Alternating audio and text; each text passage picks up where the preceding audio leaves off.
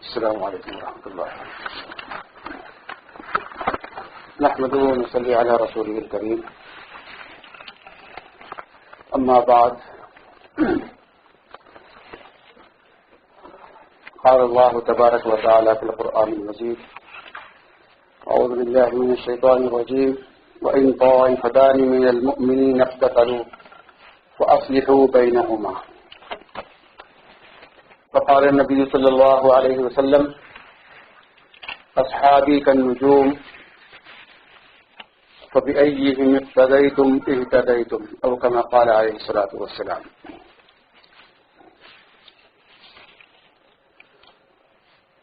معزز سامعین، آج ماہ محرم کی 8ویں تاریخ ہے اور 27 دسمبر اتوار کو 10ویں محرم ہوگی اور وہ یوم عاشورہ ہوگا. اس موقع کی مناسبت سے میں نے ایک آیت شریفہ سورہ حجرات کی تلاوت کی ہے اور ایک حدیث شریف بھی آپ کے سامنے پڑھی ہے. حدیث شریف سے معلوم ہوتا ہے کہ صحابہ کرام رضوان اللہ تعالی علیہم اجمعین کا مقام اور ان کا مرتبہ اور ان کا شرف اللہ تعالی کے نزدیک بہت ہی بلند ہے. اس لیے اللہ تبارک و تعالی نے خود قرآن مجید میں ان کے تعلق سے فرما دیا ہے کہ یوم لا یخزی اللہ النبی والذین آمنوا معہ. اللہ تعالیٰ اس دن نبی کو اور ان کے ساتھ جو ایمان لائے ہیں صحابہ کرام وغیرہ کو رسوا نہیں کریں گے. تو یہ خوشخبری دی گئی ہے صحابہ کرام کو،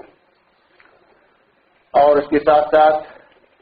رضی اللہ عنہم ورضوا عنہ، اللہ تعالیٰ ان سے راضی ہے اور وہ ان سے راضی ہیں. خوشی کا اور رضا کا پروانہ سرٹیفکیٹ ان کو عطا کیا گیا ہے. اسی طرح قرآن مجید میں ہے کہ المرء مع من احبہ، آدمی اسی کے ساتھ ہوگا جس سے وہ محبت کرتا ہے. اسی طرح قرآن کریم میں ارشاد ہے کہ فألف بین قلوبکم فاصبحتم بنعمتہ اخوانا، کہ اللہ تعالیٰ نے تمہارے دلوں میں محبت ڈال دی اور تم سب آپس میں بھائی بھائی ہو گئے.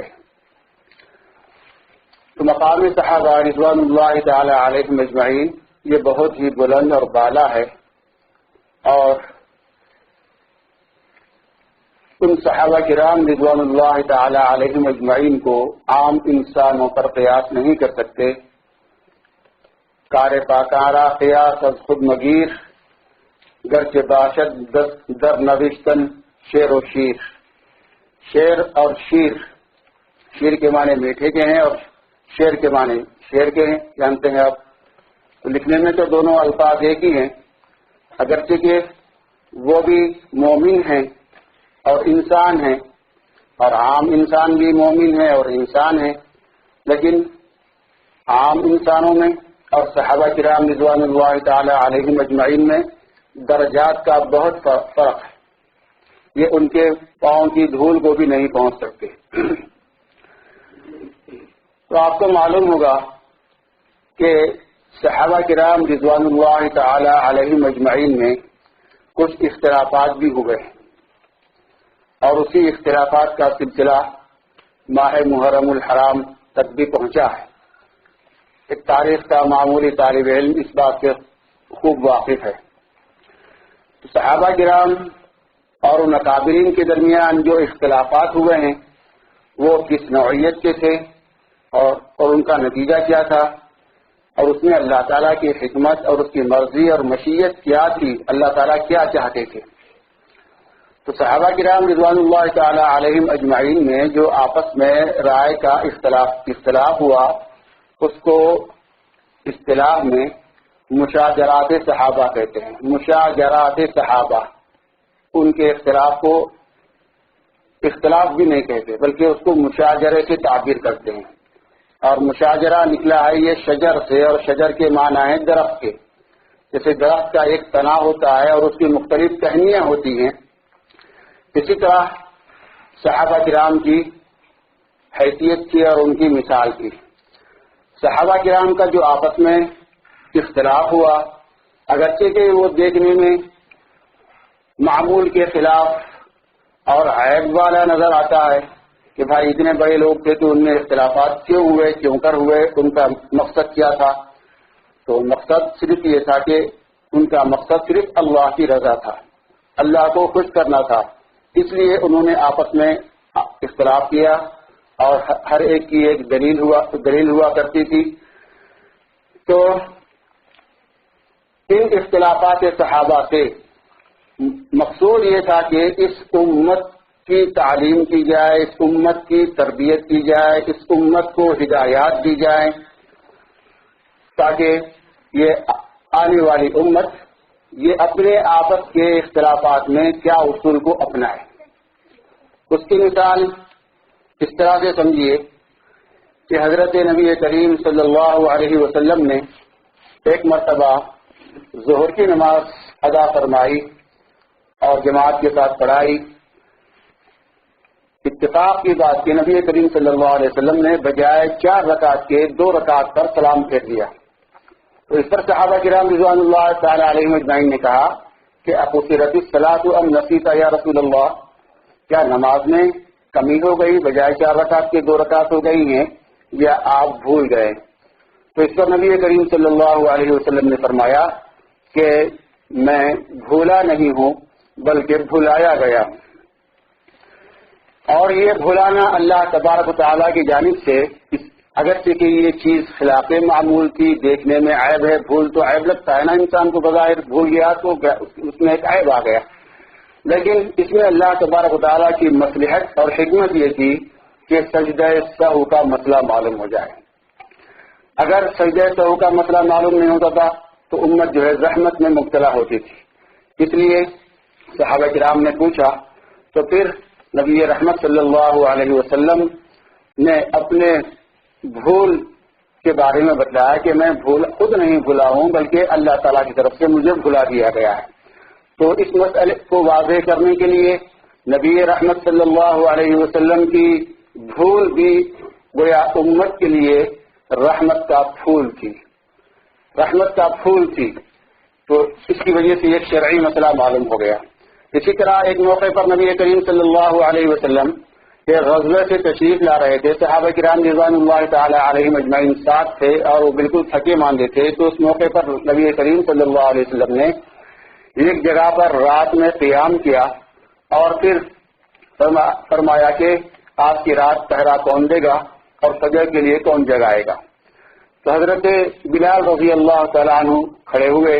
اور کہا کہ آقا میں آج کی رات پہرا دوں گا اور نماز فجر کے لیے آپ کو جگاؤں گا.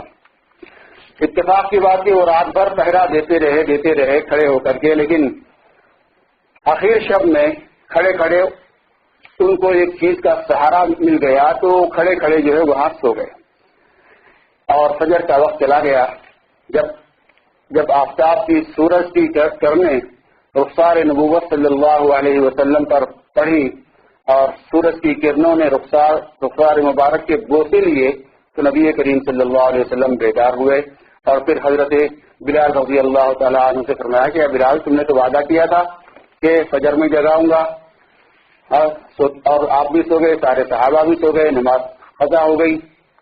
تو اس موقع پر حضرت بلال رضی اللہ تعالیٰ عنہ نے جواب دیا کہ جس ذات نے آپ کو سلایا اس نے مجھ کو بھی سلایا، میں کیا کروں، میں مجبور تھا، میں حتی الوسع کوشش کیا لیکن یہ جاگ نہیں سکا. تو اس سے معلوم ہو گیا کہ نبی کریم صلی اللہ علیہ وسلم کا جاگنا تو باعث رحمت تھا ہی، لیکن آپ کا سونا بھی یہ امت کے لیے رحمت کا باعث اور رحمت کا سبب بن گیا. اور اس سے اللہ تبارک و تعالیٰ نے ایک مسئلہ امت کو نبی کریم صلی اللہ علیہ وسلم کے زبانی جو ہے سکھلا دیا کہ اگر نماز قضا ہو جائے تو اس کو کس طرح ادا کرتے ہیں. اور اگر یہ چیز نہ ہوتی، خلاف معمول کام نہ ہوتا نماز کا قضا ہو جانا ایک معمول کے خلاف ہے اور اس میں عیب نظر آتا ہے، لیکن اگر یہ بات نبی کریم صلی اللہ علیہ وسلم سے اور صحابہ سے ظاہر نہ ہوتی تو پھر امت اپنی فوج شدہ نمازوں کو قضا کیسے کرے، یہ مسئلہ اسلام میں جو ہے باقی رہ جاتا ہے۔ اسی طرح صحابہ کرام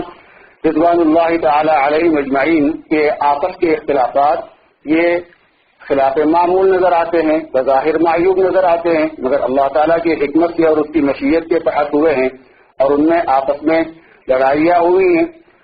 تاکہ بعد میں آنے والوں کو یہ بات معلوم ہو جائے اور یہ تعلیم مل جائے کہ رائے کے اختلاف کے وقت اور لڑائی جھگڑے کی صورت میں امت کیا کرے اور کیا نہ کرے۔ تو ان لڑائیوں سے صحابہ کے آپسی اختلافات کے ذریعے امت کو یہ ہدایت مل گئی۔ قرآن پاک میں ایک آیت ہے وَإِن طَائِفَتَانِ مِنَ الْمُؤْمِنِينَ اقْتَتَلُوا فَأَصْلِحُوا بَيْنَهُمَا، اگر دو مسلمانوں کی جماعتیں آپس میں لڑ پڑیں تو فَأَصْلِحُوا بَيْنَهُمَا، تو ان کے درمیان اصلاح کر دیا کرو، صلح کرا دیا کرو۔ اور اس آیت کی تعبیر اور تشریح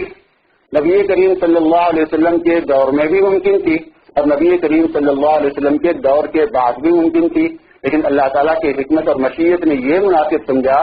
کہ نبی کے دور میں اس کو ظاہر نہ کیا جائے بلکہ نبی کے بعد صحابہ کے دور میں اس کا ظہور ہو۔ اور اس کی وجہ اور حکمت یہ تھی کہ اگر صحابہ کرام رضوان اللہ تعالی علیہم اجمعین کے آپس میں اختلافات ہوتے نبی کریم صلی اللہ علیہ وسلم کی موجودگی میں تو لوگوں کو یہ کہنے کا موقع ملتا کہ یہ نبی کیسے ہیں اور کیسی تعلیم دیتے ہیں، کیسی ہدایات دیتے ہیں اور ان کا ایمان کیسا ہے، اسلام کیسا ہے کہ یہ لوگ خود آپس میں لڑ پڑتے ہیں، لڑ جھگڑتے ہیں، تو یہ دوسروں کو کیا جو ہے امن و سکون کی تعلیم دیں گے۔ تو اس لیے اللہ تبارک و تعالیٰ کی حکمت اور مشیت یہ ہوئی کہ صحابہ کرام کے بعد نبی کے صلی اللہ علیہ وسلم کے دور کے بعد صحابہ کرام کے دور میں آپس میں صحابہ کا جو ہے اختلاف ہوا اور اختلاف رائے ہوا اور وہاں پر یہ بات جو ہے امت کو بتلا دی گئی کہ کیا لائے ہے عمل مسلمانوں کو اختیار کرنا چاہیے۔ اگر صحابہ کے دور میں یہ بات پیش آتی تو یہ مخالفین اسلام کو جو اعتراض کرنے کا موقع مل جاتا۔ تو اس لیے نبی کریم صلی اللہ علیہ وسلم کے دور میں یہ بات نہیں ہوئی بلکہ آپ کے بعد ہوئی۔ اور صحابہ کے جو بھی اختلافات ہوئے ہیں وہ بظاہر اختلاف ہے اور یہ حق اور باطل کا اختلاف نہیں ہے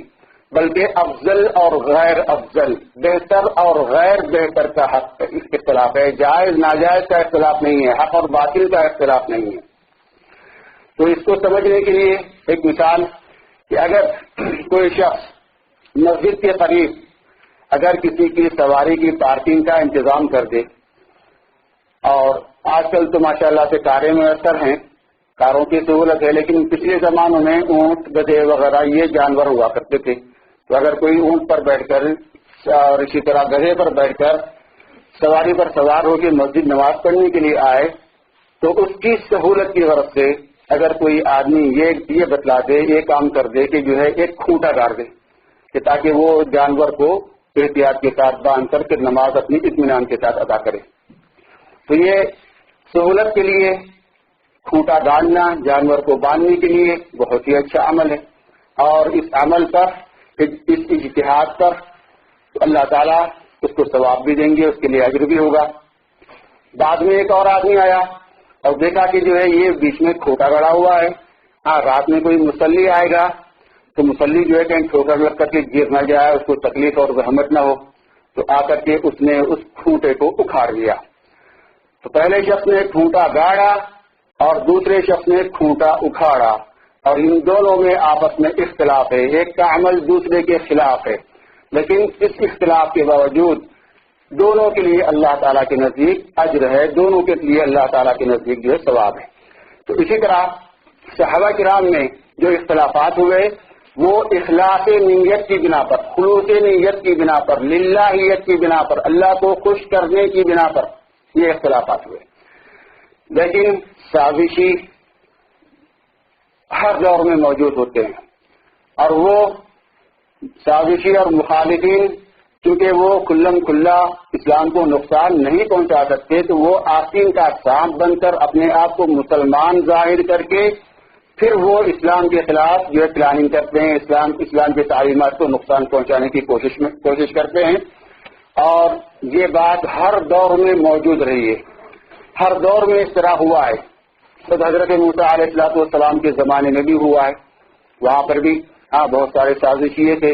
اور ہر نبی کے جو ہے امت میں ہوا ہے، ہر نبی کے دور میں ہوا ہے. اسی طرح اس امت میں بھی جہاں صحابہ کے اختلاف کا موقع نکلا، اس موقع کو غنیمت جان کر ایک یہودی عبداللہ ابن سبا جو اصلاً یہودی تھا، وہ اپنے آپ مسلمان ظاہر کیے ہوئے تھا، اس نے ان صحابہ کرام کے اختلاف اور آپسی جو ہے لڑائیوں سے اس نے فائدہ اٹھایا، اور مسلمان بن کر کے مسلمانوں کے خلاف جو ہے اس نے جو ہے ریشہ شروع کی اور پلاننگ شروع کی، جس کے نتیجے میں اسلام کو سخت سے سخت نقصان پہنچا. صحابہ کرام کی اس میں کوئی غلطی نہیں تھی، صحابہ کرام کا اس میں کوئی قصور اور خطا نہیں تھا، لیکن مخالفین نے اس موقع سے ناجائز فائدہ اٹھایا. لیکن جب اس کے باوجود جب صورتحال سامنے آئی، حقیقت معلوم ہوئی، تو صحابہ میں آپس میں مصالحت ہو گئی، آپس میں کمپرومائز ہو گیا. جو کل ایک دوسرے کے جو خلاف تھے وہ آج ایک دوسرے سے گلے مل گئے اور آپس میں بھائی بھائی بن گئے. اسی طرح عبداللہ ابن سبا یہودی، اس نے جو ہے بہت اسلام کو نقصان پہنچایا ہے، اور وہ جتنے رافضی فرقے ہیں اور رافضیوں کے علاوہ شیعہ وغیرہ، ان سب کی اصل بنیاد یہی ہے. عبداللہ ابن سبا یہودی اس سے ملتے جلتے ہیں، جو اصل میں قاتلان حسین رضی اللہ تعالی عنہ ہیں. انہوں نے یہ ساری پلاننگ کی تھی اور یہ کہا تھا کہ جو ہے نوحہ کرنے لگے، ماتم کرنے لگے، اور گریبان اپنا چاک کرنے لگے، اور جو ہے خون جھوٹے جو ہے مگرمچھ کے آنسو رونے لگے تاکہ کسی کا شک اور شبہ ان پر نہ جائے. حقیقت میں قاتلان حسین یہی یہودی تھے جو اپنے آپ کو منافق بنائے ہوئے تھے، لیکن انہوں نے الزام جو ہے دوسروں کے سر جو ہے تھونک دیا، اور اس کے لیے ہیلے بہانے جو ہے اور حجتیں کرنے لگے. تو بہرحال اس آیت شریفہ سے یہ بات معلوم ہوتی ہے کہ مسلمانوں کو چاہیے کہ آپس میں لڑائی جھگڑا جنگ و جدال نہ کریں، اور اس کے ساتھ ساتھ جو صحابہ کرام رضوان اللہ تعالی علیہم اجمعین میں جو اختلافات ہوئے ہیں وہ اللہ کی مرضی اور مشیت سے ہوئے ہیں. ہم اس کو حق اور باطل کا اختلاف ہرگز نہ کہیں، جس سے ایمان کا خطرہ ہو جاتا ہے، اور اس کو اللہ کی خدمت کے تحت جانیں. تو انسانوں میں مختلف قسم کے لوگ نظر آئیں گے. کوئی ذمہ دار ہوگا، اور کوئی جو ہے اس ذمہ دار کا نائب ہوگا، اور کوئی حکومت کے لحاظ سے، انتظامیات کے لحاظ سے، آرگنائزیشن کے لحاظ سے کوئی امیر ہوتا ہے، کوئی نائب امیر ہوتا ہے، کوئی ٹریزر ہوتا ہے، کوئی کچھ ہوتا ہے، کوئی کچھ ہوتا ہے. اسی طرح گھر سے لے کے اوپر حکومت تک جائیے تو حکومت میں جو ہے ایک صدر ہوتا ہے، پھر اس کا جو ہے وزیر اعظم ہوتا ہے، پھر نائب صدر ہوتا ہے، نائب وزیر اعظم ہوتا ہے. اسی طرح ایک وزیر منسٹر آف ڈیفنس ہوتا ہے، وزیر خزانہ ہوتا ہے ٹریزر کا، اور وزیر تعلیم ہوتا ہے. تو یہ ساری چیزیں صحابہ کرام رضوان اللہ تعالی علیہم اجمعین کے اندر موجود ہیں. اگر کوئی حاکم اعلیٰ ہے، صدر مملکت ہے، وزیر اعظم ہے، تو اس کے لیے محمد رسول اللہ صلی اللہ علیہ وسلم کی ساری زندگی جو ہدایات سے بھری ہوئی ہے، ان کی ہدایات سے روشنی حاصل کرے اور ان کے مطابق عمل کر کے اپنے فرائض انجام دینے کی کوشش کرے. اسی طرح کوئی اگر نائب ہے، اسسٹنٹ ہے، نائب وزیر ہے یا نائب صدر ہے، تو اس کے لیے حضرت صدیق اکبر رضی اللہ تعالیٰ عنہ کی ہدایات ہمارے لیے مشعل راہ ہیں. وہ اس کو ان کی روشنی میں جو ہے اپنے مسائل کو حل کرنے کی کوشش کرے. اور اسی طرح اگر کوئی وزیر خزانہ ہے تو اس کے لیے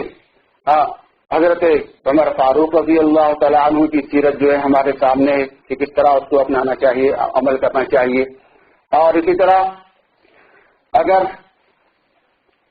کوئی ایجوکیشن کا وزیر ہے، تعلیمات کا وزیر ہے، تو اس کے لیے حضرت علی رضی اللہ تعالیٰ عنہ کی جو ساری زندگی، ان کے سارے کارنامے، ان کی ساری مثالیں ہمارے سامنے موجود ہیں. اسی طرح حضرت عثمان رضی اللہ تعالیٰ عنہ، ان کی زندگی موجود ہے. اگر کوئی ایکسٹرنل منسٹر ہو، وزیر خارجہ ہو تو پھر حضرت عثمان رضی اللہ تعالیٰ عنہ کی سیرت طیبہ ہمارے سامنے موجود ہے. اسی طرح اگر کوئی جنرل اور کرنل ہو تو اس کے لیے حضرت خالد بن ولید اور حضرت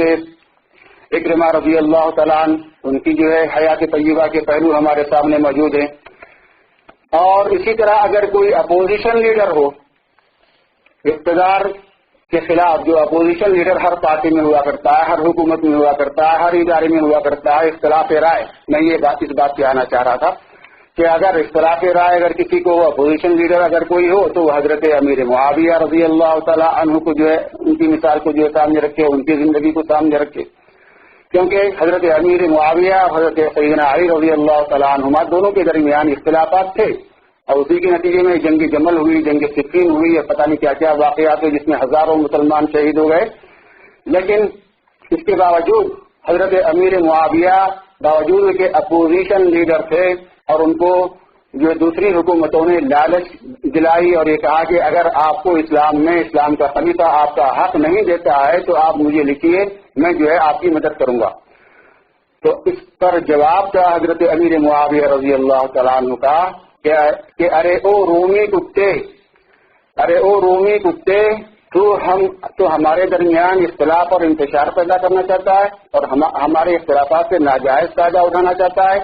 یہ ہمارے آپس کے مسلمان بھائیوں کا معاملہ ہے، خبردار جو تو نے اس طرح کی جو ہے کسی قسم کی کوشش کی. اور اس پر یہ بھی لکھا کہ اگر